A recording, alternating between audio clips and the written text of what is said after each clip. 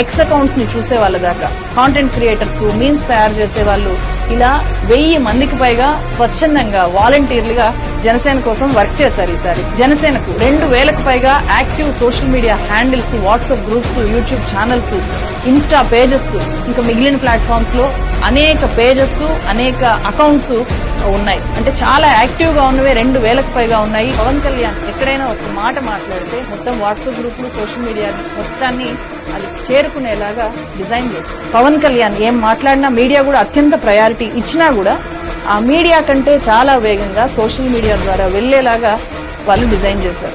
ఎవరు జీతం ఇచ్చి పెట్టుకోకపోవడం వల్లనే ఎవరైనా పవన్ కళ్యాణ్ విమర్శించినా, తక్కువ చేసి మాట్లాడినా వాళ్ళ మీద తీవ్ర స్థాయిలో ఈ జనసేన అభిమానులంతా కూడా అటాక్ చేస్తారు. పవన్ అభిమానులంతా కూడా అటాక్ చేస్తారు. అందుకే పవన్ అభిమానులతో పెట్టుకోకూడదు, పవన్ అభిమానుల జోలికి, జనసేన వాళ్ళ జోలికి వెళ్లకూడదు అనేది కూడా ఒక ప్రచారంలోకి వచ్చింది. ఎందుకంటే వాళ్ళని కంట్రోల్ చేయలేరు.